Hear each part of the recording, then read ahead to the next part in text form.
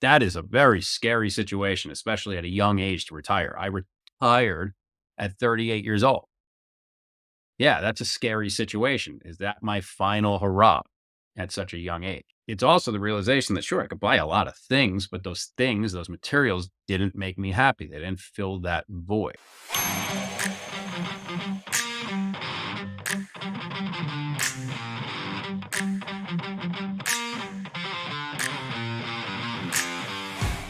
Can a simple hike open the door to profound insights and life-changing conversations? Welcome to Seek, Go, Create, where we explore this intriguing idea with Darren Mass, a former CEO turned business therapist who finds clarity and connection on the trails with the world's leading business achievers. Darren's story is a roller coaster of ambition, success, and introspection.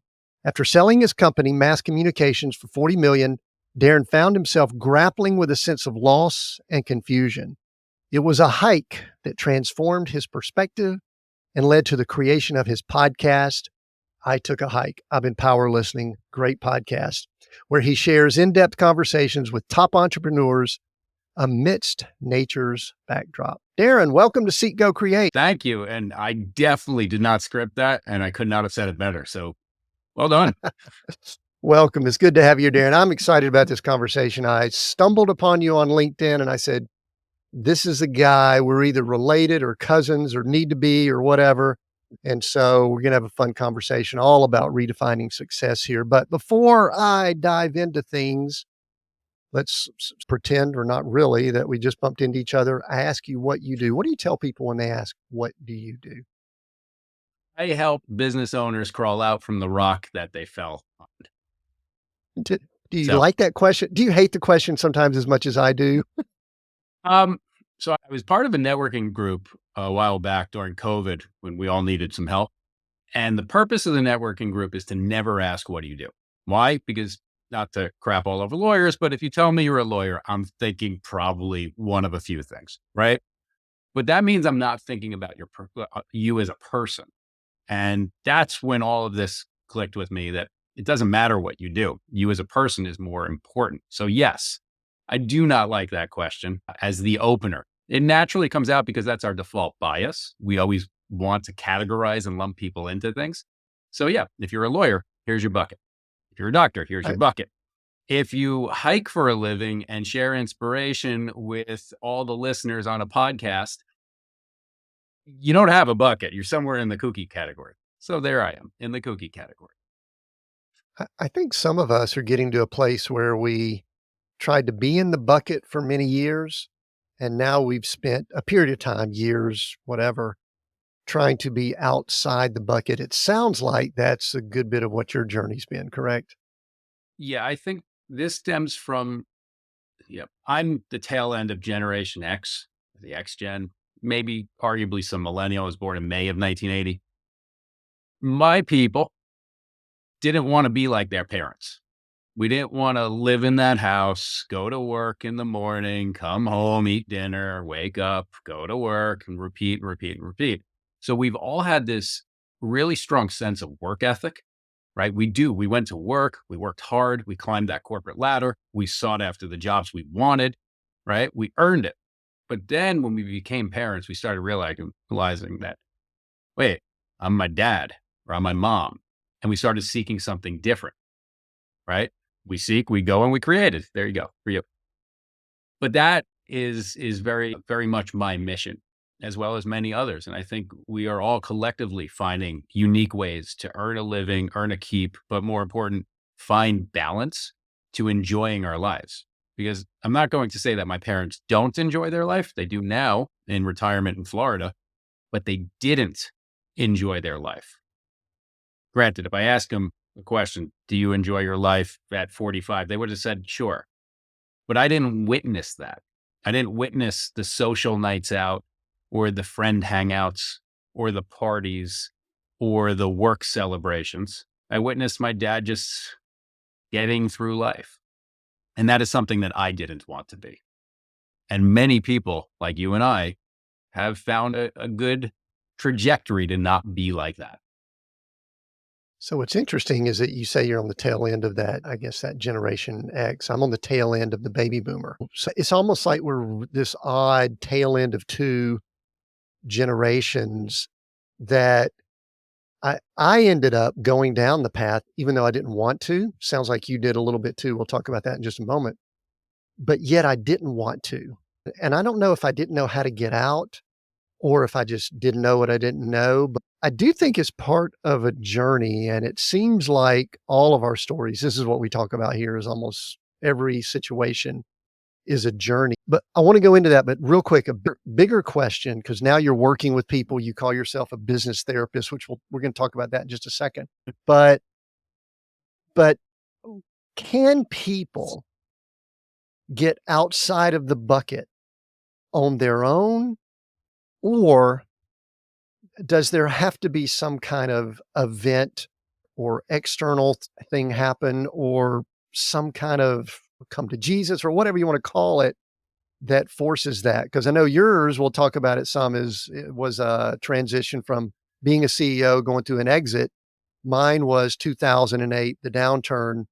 Those were external things that we may have known about, may not. But can we lead people down that path as an executive coach and a business therapist without having to go through a bunch of crap? So, broad generalization with everything we're saying, right? Of course, there are Yes. individuals that were born into entrepreneurship. I feel like I was born into entrepreneurship. My grandfather was an entrepreneur. My father had a moment. My uncles have moments. So I think you're born into it. That spark does happen naturally. But for many, right, at the risk of generalizing, for many, you do need that existential wake up call, that life changing wake up call, whether or not, it was a health scare that made you realize, oh my God, what am I doing here? Or a nudge from a caring party or a loved one. I think we are programmed to go to school at an early age. We are programmed to obey authority and listen to our elders, all well and good, all right. But that programming for many does create this robotic life, does create the going to work and coming home. And that's the purpose of life until you have children and a wake up call. As a father, what was I doing? I was working really hard, but then I became a father and now I'm working really hard for this purpose, taking care and supporting my family. Mothers, taking care and supporting family, going to work to support a family, right? We have this meaning. I think there is that click though, and it's usually a life-changing event. For me, I've had multiple clicks in my life. I've had bouts of depression, like many. I've had lots of those existential conversations in my brain saying, what am I doing? What is this purpose? Why am I doing this? Many can relate to that. And I think it's that style thinking and those types of events that build greatness, great character, and these purposeful events. You mentioned that you kind of have genetically wired entrepreneur in your blood. I think that I do too. It's interesting you kind of skipped a generation, but I was wanting to hustle, do business, make me some money, right early on. But then something wanted me to go to college, get that education, and then I had a company in college, and then I went to work corporate for 9 years before I was able to bust away from that. Safety. Talk You about went to the safety aspect of things. safety, just got married, stuff like that. You think you need to do money, but it's interesting. I think you posted something, and I don't even know if I still have it pulled up here, I do but you post a said lot. I some post at least 6 days a week. yeah, you do a LinkedIn. People need to check you out on LinkedIn. I enjoy it. That's what part drew Thank you. me to it. I think you put a picture of you up back when you were a kid, the earring, the buzz head, all that kind of stuff. You wanted to be a rock and Yeah, roll my high drummer, school but yearbook the state photo. yeah, I am not gonna be putting up my yearbook photo because there was a lot of hair there, and there was a lot of hairspray with it, a lot more hair than you had. Shows the difference in Well, the you did say generations, you were right? boomers, so yes.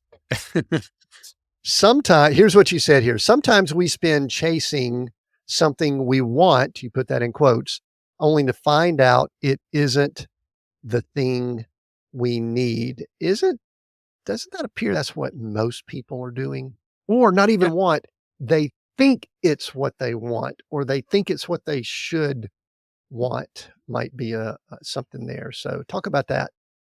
Yeah, that's marketing at its finest, self-marketing and external marketing. We want these things and we set goals to achieve them. We want to drive a Ferrari, so we work really hard to earn the money for a Ferrari. Then we get a Ferrari and we spend our lives obsessing over the dent or the scratch we just got on a Ferrari, right? What I mean by that is when we achieve the thing we wanted, we find out it didn't solve or fill the void that was missing all along. We're not happy with ourselves. It's the reason why the most prescribed drugs on the planet are antidepressant drugs. It's because we're depressed on our wanting journey. My message is all about, and granted, it did take me a lot of wanting, achieving, and reflection to discover this. But my message is really about when you achieve the want, it didn't fix the void. So stop wanting and wishing our lives away and start celebrating and living in the moments. Now, granted, I don't always practice what I preach, right? I talk about being present and in the moment. Be there for your children because that is the only generational wealth that matters. I'm not talking about money. I posted something on this the other day. Generational wealth is misunderstood. If I leave my kids $100 million without rules and guidance or trust and a map, I just screwed them up for generations to come. They become lazy, complacent. They're pieces of garbage. No offense to anyone who's a piece of garbage.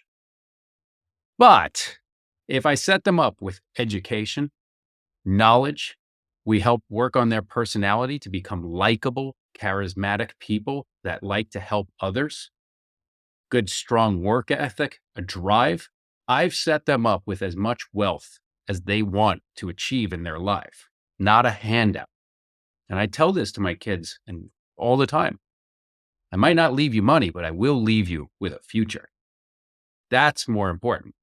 Now, when I say I'm a little bit of a hypocrite, I talk about being present.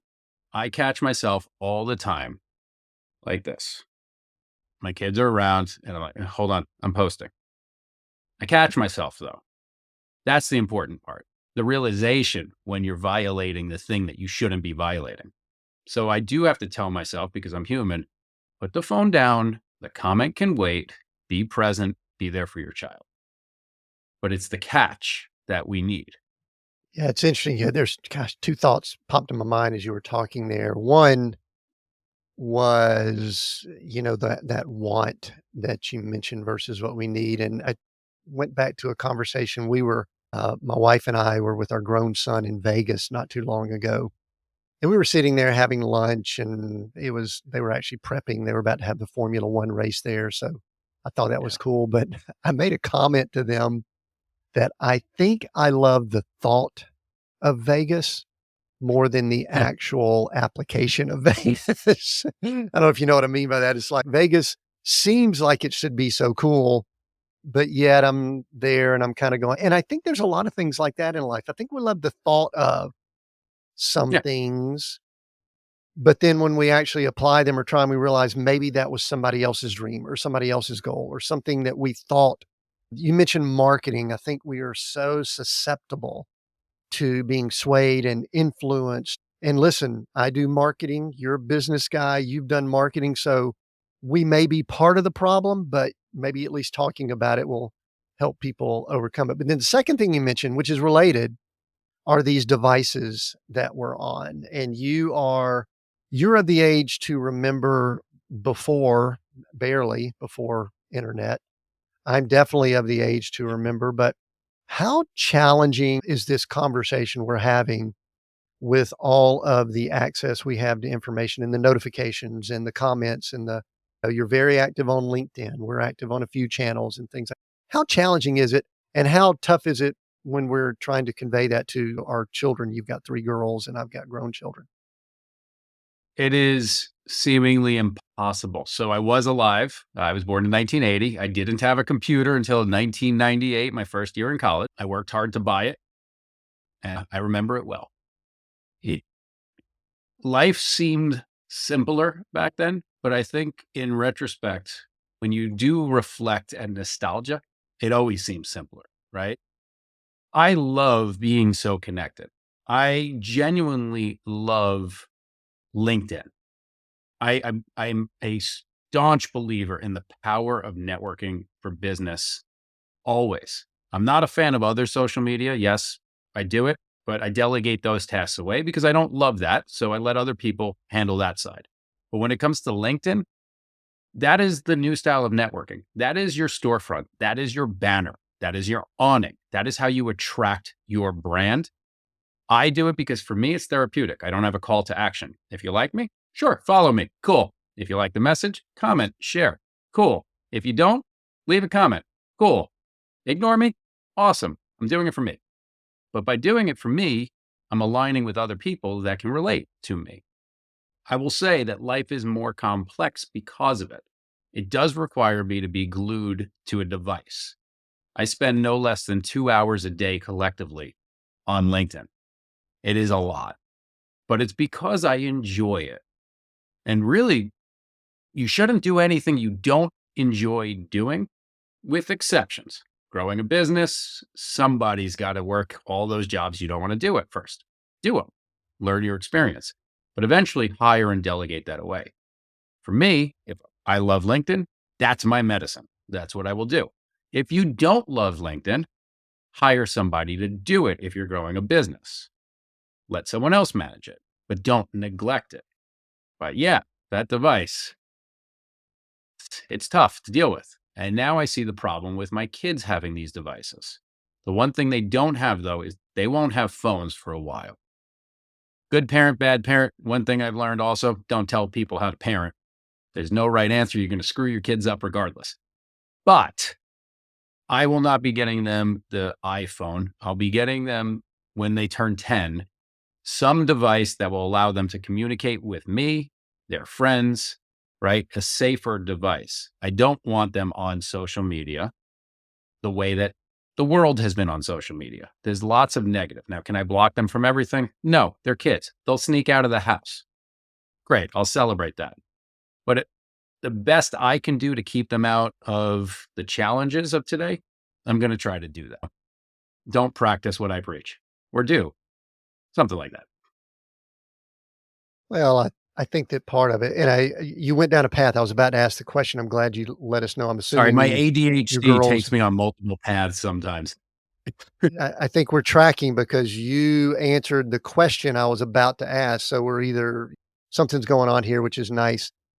But one of the things I was going to ask the ages of your children, and I met Coraline because I listened in on a podcast episode where you took a hike with her. I So did. she was 4 at the time. I don't know if she's still that age. And then it sounds like you've got almost 10-year-olds. And I guess the question I was going to ask, which you sort of asked, I'll answer it. I'll kind of address it here is how do we convey that there needs to be a certain degree of maturity to deal with these things? And I do want to say this, at times I'm not sure that I have the maturity, or a lot of what we would call adults have the maturity with these tools that we have. So I do want to say it's not necessarily an age thing. How do you convey that? And this is not a how to parent. This is almost how to communicate what type of information you need to have access to. Yeah. So it is an age thing, actually, because adults are far worse than children because we always hide behind I'm the adult. I, as a business therapist, I coach a lot of partnerships and I see a lot of fighting like children. And it is comical to me because, granted, kids don't always listen to their parents, but eventually you can connect with them. Take that for what it's worth. But hey, we're not the best representation sometimes, but what success should be. When it comes to parenting, I get it wrong all the time. And I celebrate that because I try to do things differently than my parents did. My parents were strict. At the time growing up, my dad's favorite sport was yelling. I'd walk into a room, he would tell me to shut up before I even said anything.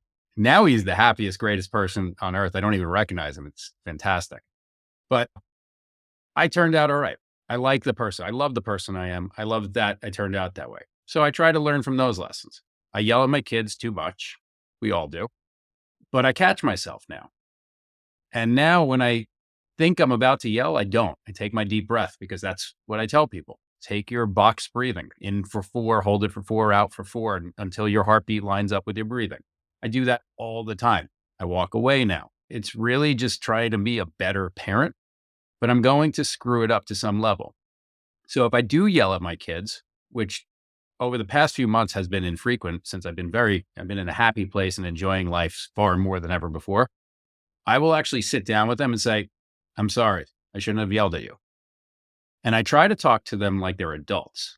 Because, Tim, if you and I were having a conversation, I yelled at you, you'd probably try to put me in my place, right? Or get me to stop yelling at you as an adult. Or in reality, I wouldn't yell at you. So why is it okay for me to yell at my children? It's a self-reflection that I'm screwing this up. And as parents, we're the hardest on ourselves because we don't always practice what we preach. And we do revert back to that parental unit that we had in the teachings.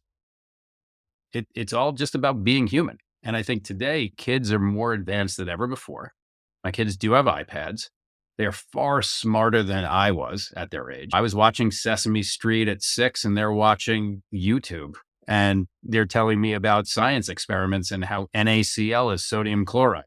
6 years old. I'm like, A, B, C, right?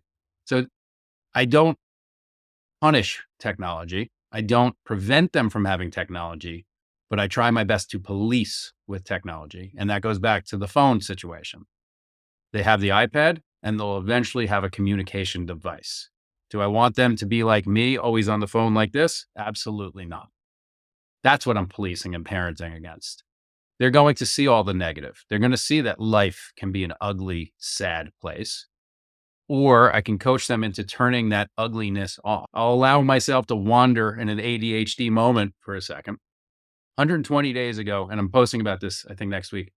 120 days ago, I turned off the news completely.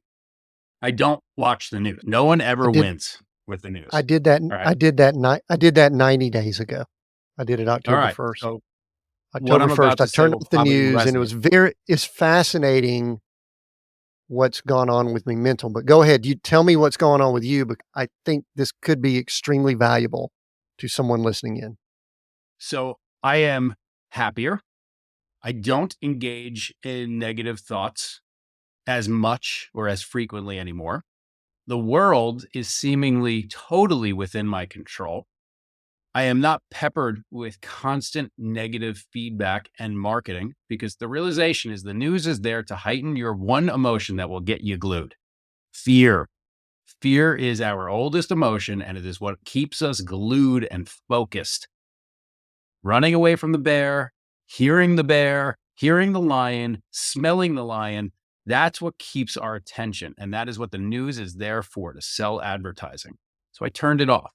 I'm not an idiot. I know what's going on in the world. I know the world's affairs, but I am not constantly seeing the negative because I came to this realization 120 years ago that we actually live in the best time ever in humanity.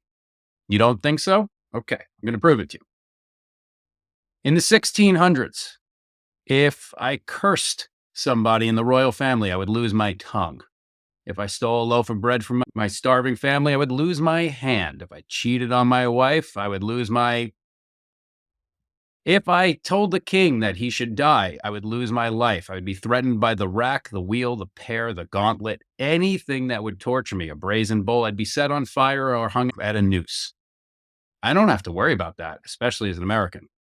I can tell you I like you, I don't like you. I can say our president is great, I can say our president sucks. There's a limit to the amount of freedom, of course, but I don't have to fear losing my life. And I have freedoms. This is the best time ever. It is not the best time for everyone in their personal situation, but when you collectively look at the fact that we are alive and we can do whatever we want, it's a pretty damn great time. So why would I allow some squawk box to tell me that it's not the best time to harm my personality and my future and my needs, wants, and desires? I just turned it off. That's the power I have. And I've been really happy since.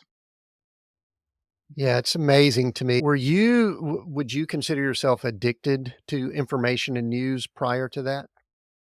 I'm a huge nerd. I love information. I love news. I love the world events.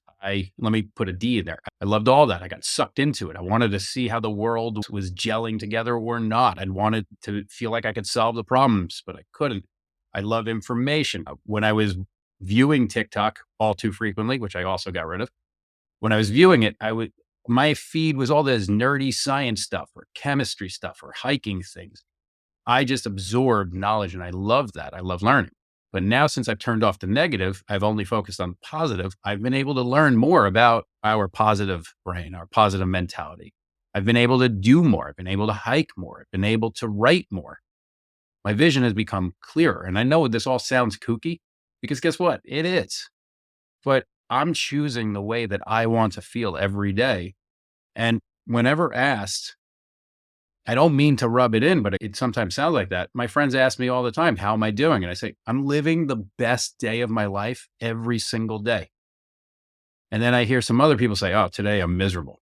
Okay. Misery is a choice. So is positivity. Sounds kooky, but it's a choice. People don't realize they choose to be miserable.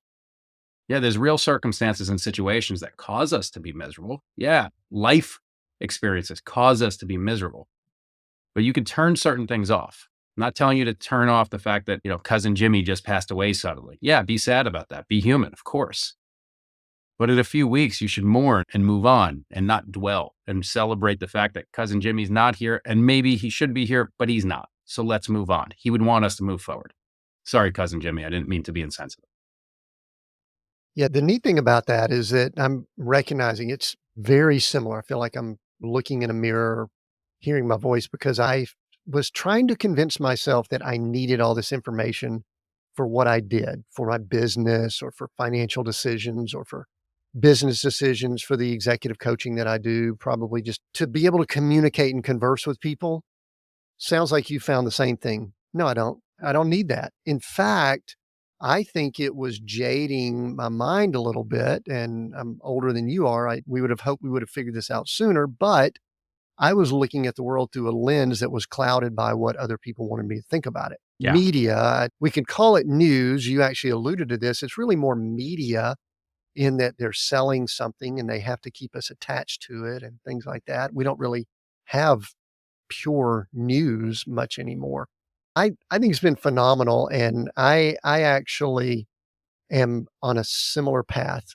More creativity, writing more.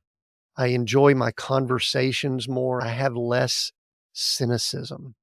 Darren, I was That's right. finding myself being more cynical. You look at the political structure and I don't care which side you're on, you just like, oh man, this is a mess. We got troubles. So anyway, that's cool. So that was a sidebar. Didn't really plan that, but I think that could be some of the most valuable things that we mention to folks is cut some stuff out, get rid of it. Yep. I want to shift a little bit here and I want to go back a little bit to talk about what we'll call your journey, your success story. And a Sure. few highlights here, and I think you listed this out on a post. You had achieved so much, started a company, scaled it to over 50 employees, got acquired by a Fortune 500 company, but you had this deep, dark feeling of irrelevance. And I guess talk more about kind of what led up to that, because obviously you had a pretty good run, I'm guessing, if you scaled a company, sold it. And were you feeling good about yourself during that time, or did you have any clues that you didn't have it all together before then? Yeah. So I started the business because I always knew I wanted to start a business. That was always my thing. I learned from my grandfather. I went to university. I had a job, an internship. I stayed at that company for multiple years. I learned as much as I could. I used that job as the best education I have ever had, right? I learned how to be an adult, a professional, how corporate structure works. I learned the ins and outs of being a business person in that sense. And then one day I had my insane entrepreneurial cliched spark in the middle of the night and said, aha. And I had my business name and I had my motto and I just ran with it. Created a really quick business plan, went into the office the next day. I told my boss, hey, I'll give you 6 months and I'm out. And his exact words, if I may, I'll say his exact words. Sorry for the profanity. He said, it's about fucking time, kid. because they always heard me say that one day I'm going to own my business. And that to me was a great example of what a great leader and a mentor should do. He could have convinced me to stay or tried, but he knew there was no use. He even said, I'm not even going to convince you. I know it's not going to work. Right. He was telling me, I'm supportive. Here you go. Then a whole bunch of can'ts came because it was turning into 2008. Horrible time to start a business. So people thought. And I heard you can't start a business in this economy. You can't. And I'm always a person that said, I'm going to prove you wrong. So I sought out to prove everyone wrong. Starting a business in tough economic times is a phenomenal idea. While you're at zero, your would-be or should-be competition is too worried about protecting their own assets. They're not paying attention to you. That allows you to creep up unnoticed. That also allows you to get the benefit of a bad economy. So what do I mean? I was in telecom. I needed to work with the world of Verizon and AT&T, these big monster companies. They would have never spoken to me in a great economy, but they did in a shitty economy. Anyway, fast forward, I loved that business. I loved working with people. I loved inspiring people. I loved being a leader. I loved doing all of the jobs and all the tasks that most people wouldn't love doing. It was never about making money. It was always about the freedom of doing what I loved and wanted to do predominantly. And then one day it started becoming about money. And that's when I was a little bit less excited. I was more excited about the want than the reality of what I was doing.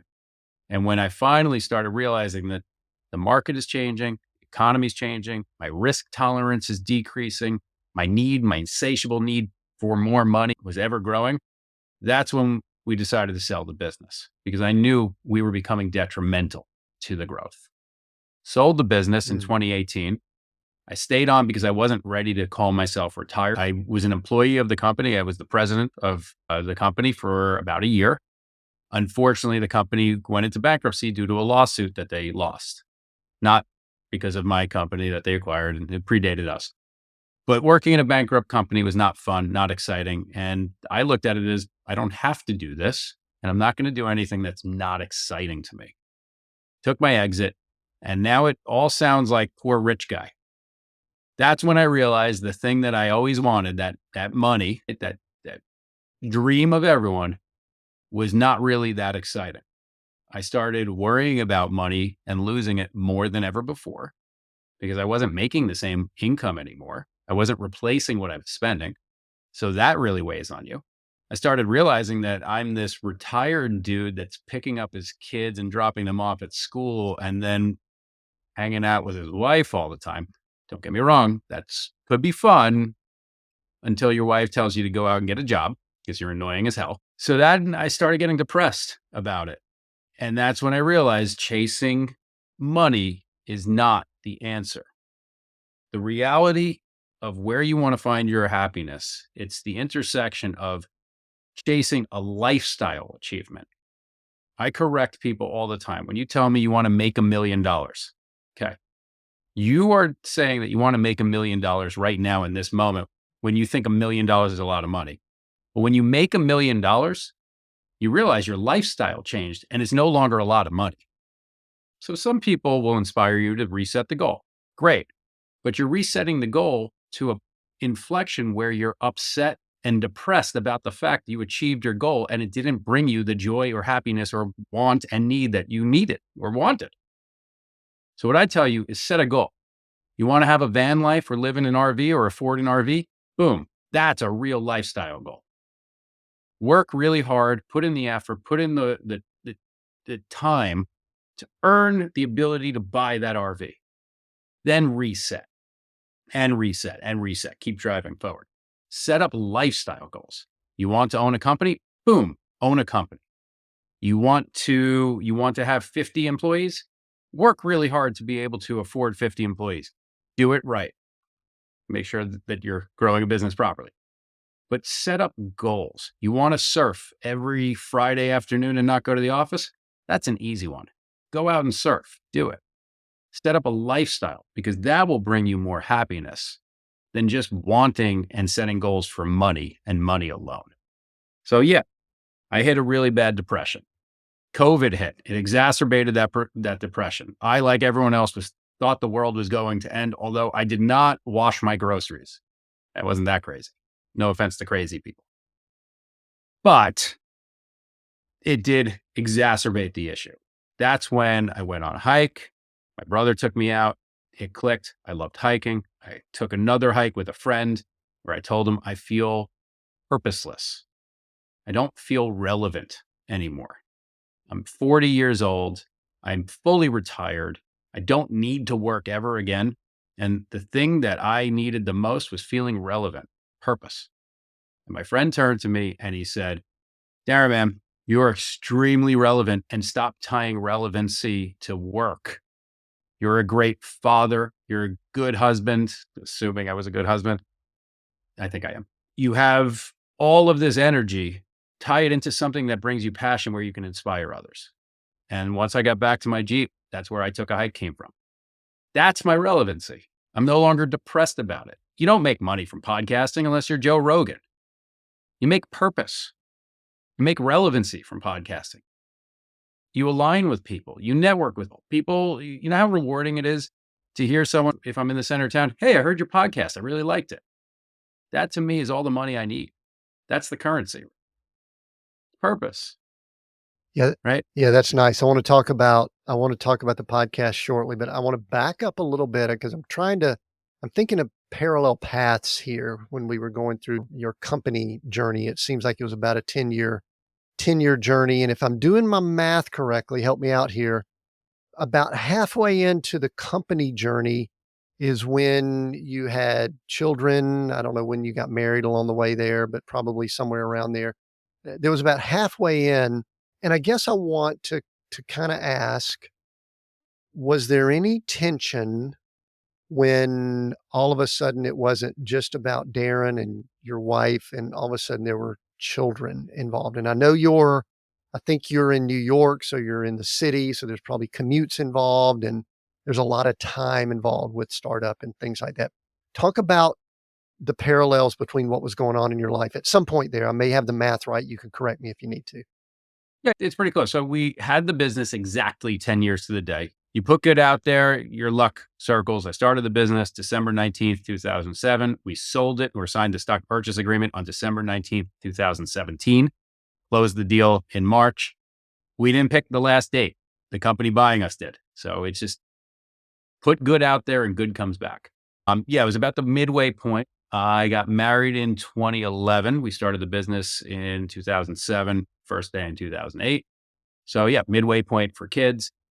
It was actually great. No tension. I did live in the city. So that commute was really a subway ride from downtown Manhattan to the Upper West Side. So about 40 minutes. My wife, Christy, she's amazing. She would take the kids out in their double stroller and push them to the train station, the subway station, and we would meet.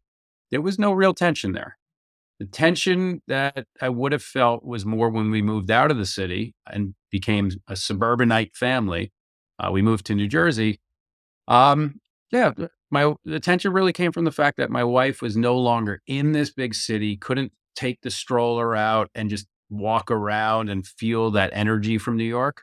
She was now stuck inside of a home with these twin kids. There was some tension there, of course, but I never had pressure from her. There was no pressure of we need more or you should do more until after I sold the business, where she told me to get the hell out of the house and get a job. But no, we've always had this understanding from the day I met her. I met her when I started the business. We were 3 months in. We had no clients. I told her I was a CEO to sound cool, and it worked. Yeah, it's a good story that she tells. She thought that I was this big time CEO and I was in debt. But no, there was no tension. But we started off saying that I don't need a girlfriend. I don't want a girlfriend. It was a little nicer than that, but it was understood that the business has to come first. If we're going to make a relationship work, then the business has to be in check. That balance that I've always been looking for, it was heavily balanced towards the business, which would have set my future up. But by having a very understanding person, I met the right person. She allowed me to not have to be so present for the relationship. So it worked out. right person. I wouldn't say I had that much pressure from her ever, except to get out of the house. What's tougher, running a company that's got 50 employees or being the quote unquote head or father in a household with 3 young girls and your wife? Compare and So it contrast. it does depend. Everyone's situation is unique. Me personally, I'm an engineer by trade. I believe in people, process, and product, to steal that from Marcus Lemonis, but I believe in the process aspect mostly.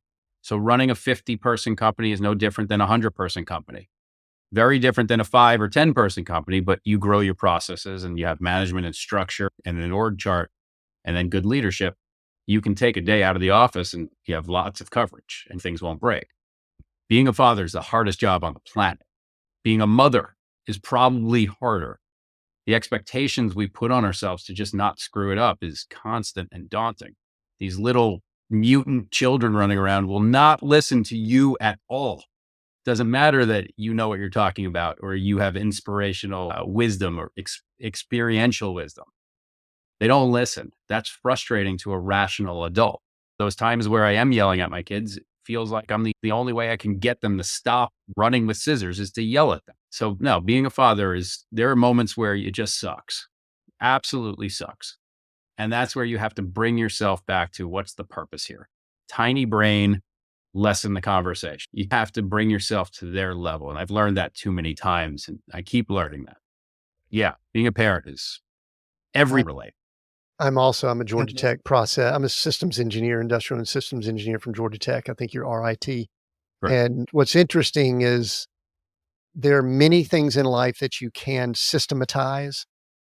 I am not sure that marriage and running children is something that is systemizable. I don't know if that's a word. I may have just made a word up there. Sure. One of It's a the re word. I one of the re understand it. yeah, you know what I mean. One of the reasons I was bringing that up is that our daughter, our grown daughter, has 2 daughters, and I was thinking that actually might be some, good wisdom for our son-in-law, Hunter, who they are about to work on having their next child, and they're looking like they're just cranking out the girls. It looks like they're just having Oh, having girls, which is I don't know awesome. if I there's love it. actual statistics on that, but yeah, 3 girls for me, I'm done. I'm outnumbered. They're not there yet, but pretty soon they'll be teenagers and you will see me hiking a lot more.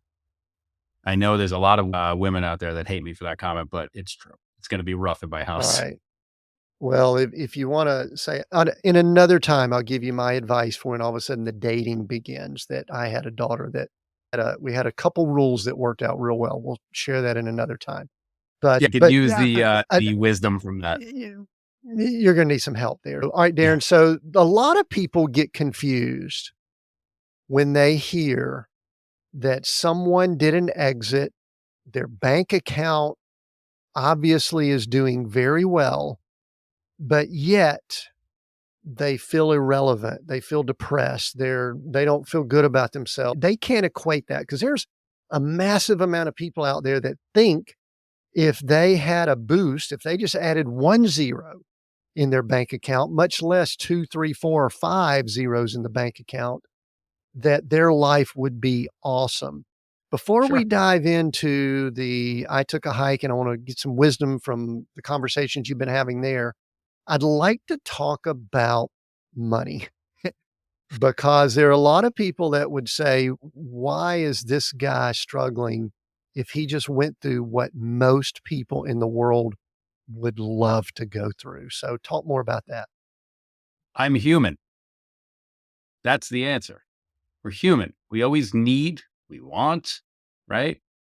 It's the topic of a lot of this conversation. The reality is, I grew up in a time where my dad would always say, you don't talk about money. And that always perplexed me. Why? What's wrong with talking about money? Now it seems like every influencer on the planet talks about money and how much they make and how much they want to make. They're all miserable. Okay. Because when you do have an exit event, a successful event, or you win the lottery, negative things start to happen. One, if you're not reapplying yourself and working hard again to make more, generate more money, wealth, or profit, you start going backwards. That is a very scary situation, especially at a young age to retire. I retired at 38 years old. Yeah, that's a scary situation. Is that my final hurrah at such a young age? It's also the realization that, sure, I could buy a lot of things, but those things, those materials didn't make me happy. They didn't fill that void.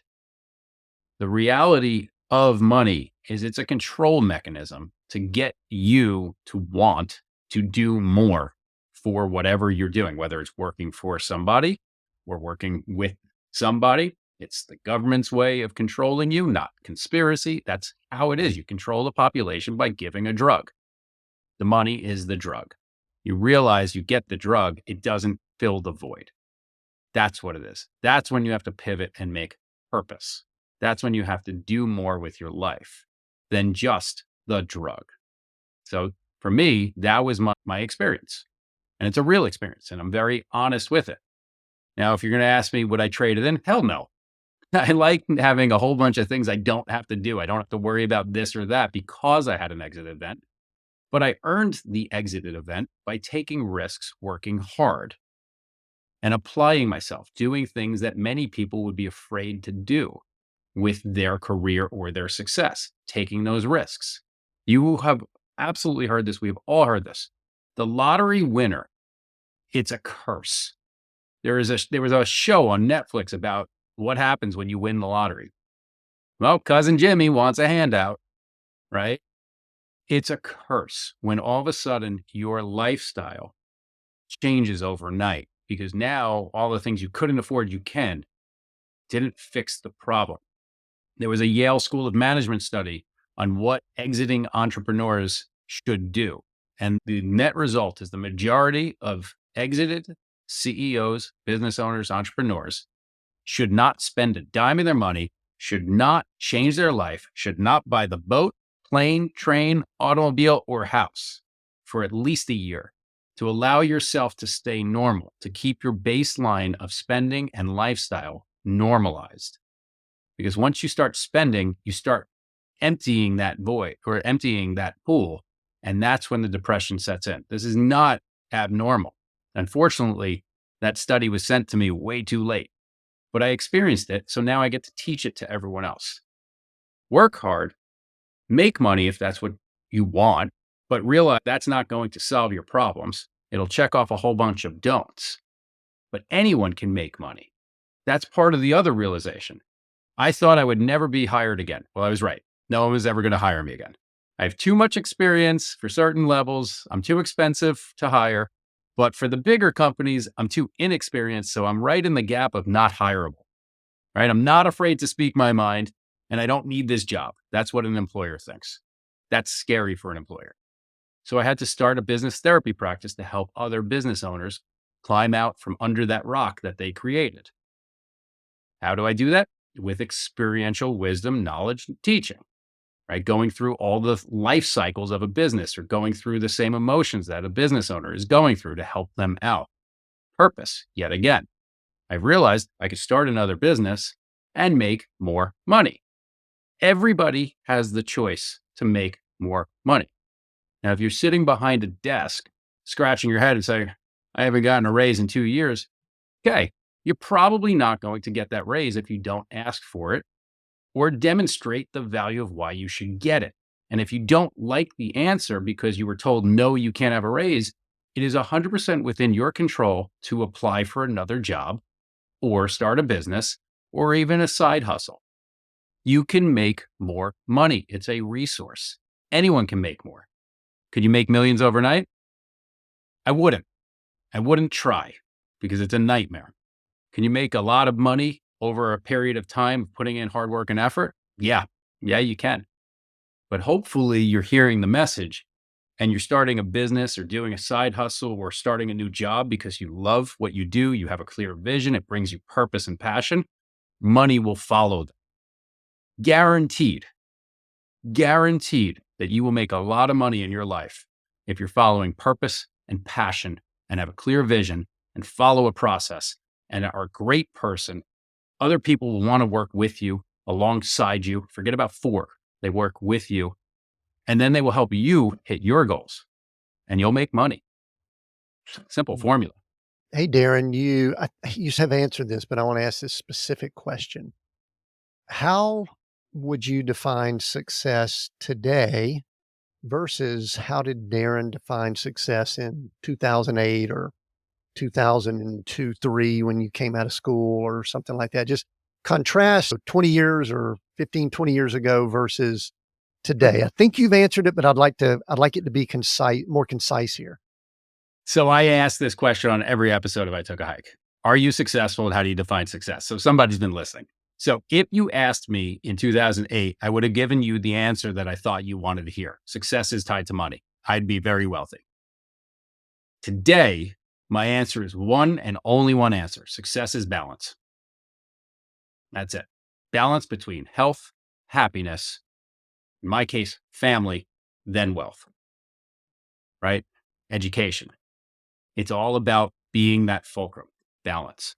Because I can tell you, if I'm working every single day and I'm never seeing my kids and I die the next day, I will be filled with regret right before that dying moment, just like the old man on his deathbed, right? But I can tell you, if I forego the work and I'm not making any money and I'm not generating enough to feed my family, I'm not balanced, I'm miserable, I'm not healthy, right? Yes, I'm there for my family, but am I really? If I don't take care of my health and I'm constantly sick and it's within my control to get healthy again, then I'm not in balance and I'm not successful. Success is not money. Success is the balance between everything in your life. Success is walking away every day saying, that was a good day. Maybe not every day, but the majority of the days in the year, you should feel like it was worth it. And if you don't, you're just wasting that life. You're wishing it away. I used to fall prey to this all the time. I'll be happy when I get the job out of college. I'll be happy when I go to college. I'll be happy when I get the promotion. I'll be happy when I. I was never happy. Now I'm happy. And yes, there's a lot of people that can say I'm happy because I don't have to worry about money anymore, but you're wrong. I worry about money more than I ever did before until I realized that it's within my control to make that money. It's a resource. It's not about the money, it's about the effort, purpose, and the balance.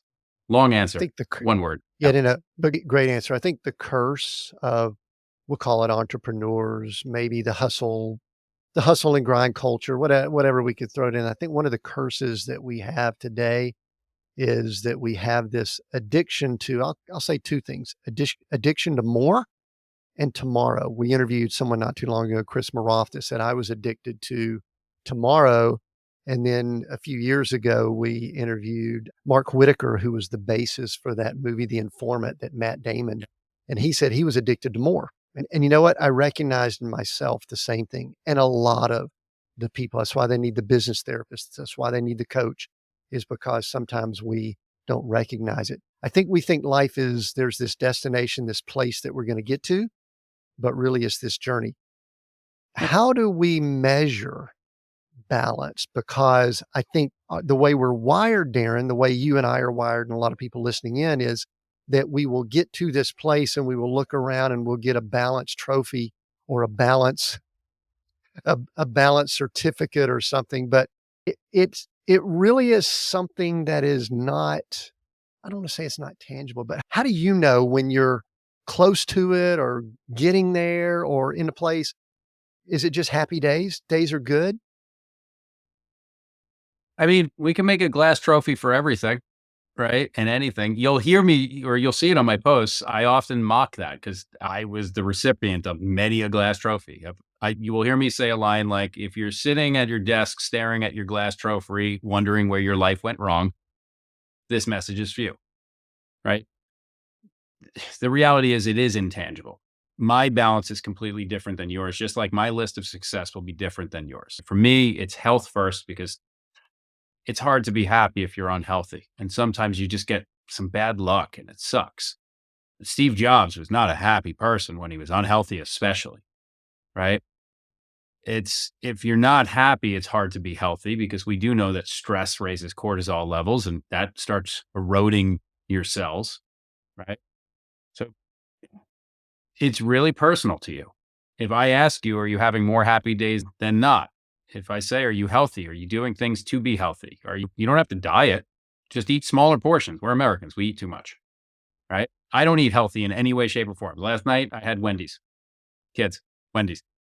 Did I eat all the Wendy's? No, but I ate Wendy's. But then maybe tomorrow I'll have a salad for lunch or something smaller. So I'm mindful of what I'm eating. But then I go to the gym every day, or I hike, or I go to a boxing class. Why? Because I love doing it. I'm not going to do something I don't love doing, but it's balance. I don't know. There's no number. Just like I said, how much money is enough? I have a billionaire friend. I ask him, at what point, when's it enough? And he always says to me, it's never enough. Because it's ego. Sorry to my friend if he's listening to this, but it's pure ego and greed. Maybe he runs in a circle of billionaires. They're always taking out their rulers and measuring, right? But it might be more. He just loves winning. He knows he's never going to run out of money, but he loves winning. Is he happy? Yes, with that. Is he always present for his family? No. If I asked him if he's successful, he'll absolutely say yes, based on a monetary definition. But if I was evaluating his life at the pearly gates, I'd probably say his kids need a little more time with him. Maybe I won't tell him to tune into this one, but actually, you know what? I'm going to tell him this all.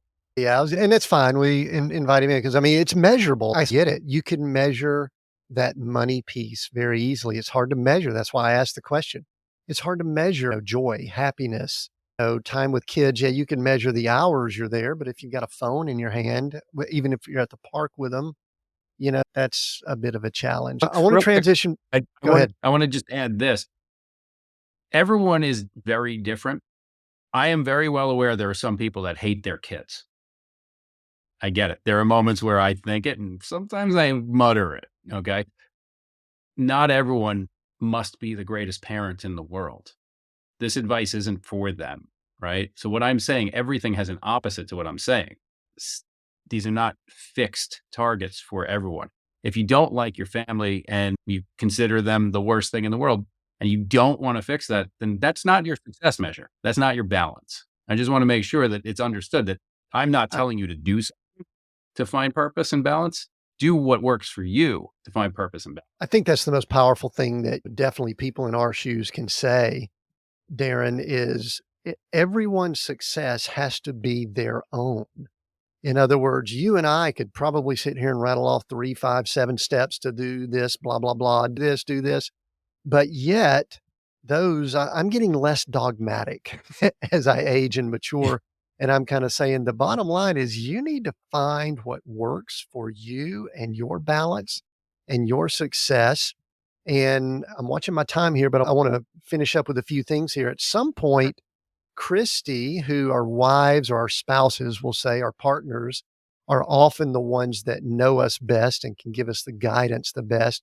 At some point, Christy looked at you and either gave you a swift kick or a gentle hug or a kiss and said, Darren, you're going to have to get out and go do something. And you went out and took a hike. And did you already have what you call now the business therapy brand? I guess I'll call it that, because it seemed to me like those mesh together.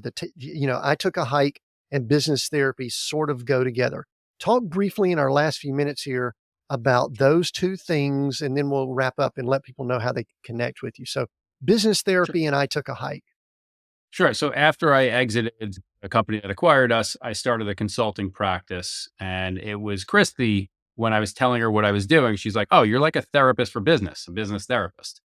So that, no looking back. When you get the spark, you run with it. She's a genius, far better than I will ever be. And I'm not just saying that. She's very smart. Right.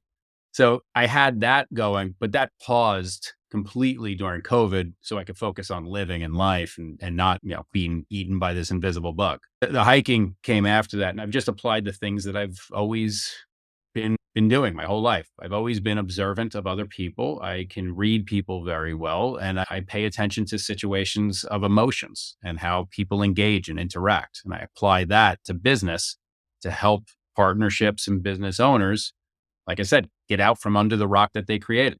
Most challenges in business were created by the inexperience of the business owner, not an insult.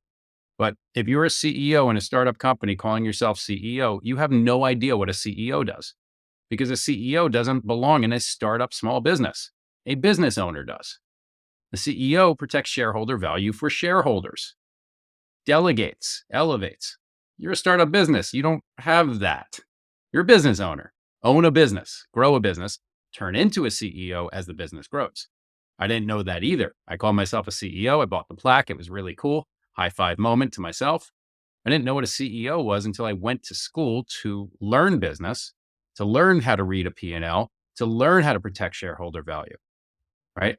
The business therapy that I do combines all of that experiential wisdom, training, knowledge, and the emotions of being a business owner, especially the heightened frustration, anxiety, depression, and pain. Do you enjoy I'll call it inspiring and interacting therapy that you're doing now more than you did when you were actually applying and head down inside of a business? Because I do. I really enjoy being that outside looking in instead of the businesses and all that I ran.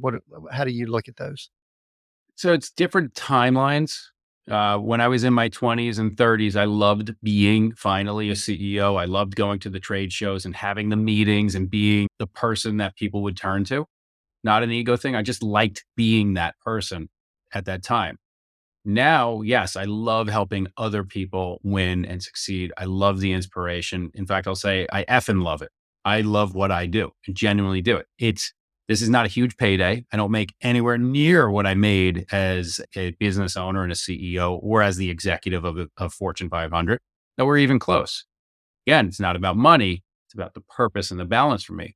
So I genuinely love what I do. I select my client, not in an elite or arrogant way, but I work with clients that I know are willing to grow, are willing to take knowledge and run with it, are willing to make changes. I love their businesses. I see opportunity in their businesses. That's advice I give to all my clients is you always want to select a consultant, a coach, business therapist, a mentor that doesn't need you as a client. If they need you as a client, they're already giving you the wrong advice because they're going to bill you per hour and try to get as much out of you. That relationship will last the average of 5 months.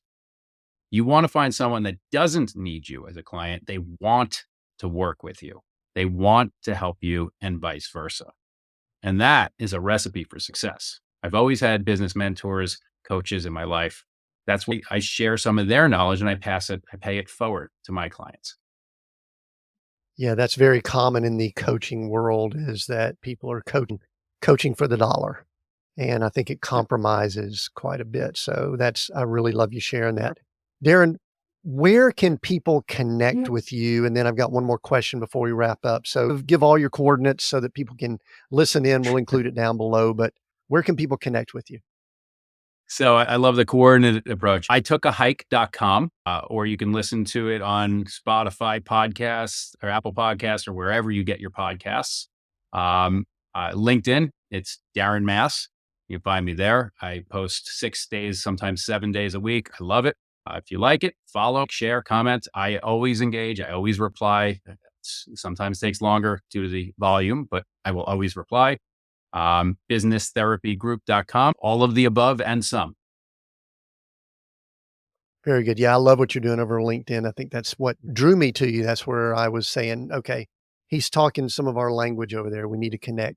Darren, we are Seek, Go, Create. Those 3 words. I'm going to let you choose one, seek, go, or create. Which do you choose that resonates the most with you right now and why? Seek, because when you stop learning is the moment you are dying. And I have experienced that part, and I am ready to continue to seek. Awesome. Darren Mass, thank you for joining us here at Seek, Go, Create. I highly recommend that you go as soon as you finish up here and follow, subscribe, whatever you do on your podcast player to I Took a Hike. I've listened to some of them. It's phenomenal. It's great. It's similar messages. If you're listening in here, you need to go over there because we're talking the same language. You won't need a translator. We are Seek, Go, Create here, releasing new episodes every Monday. Your support means the world to us. Now you can tip us, buy me a coffee, or offer financial support at seekgocreate.com/support. Contributions start at just $1. And if you leave a comment, we'll feature you on a future episode. Visit seekgocreate.com/support and give us a tip. Until next time.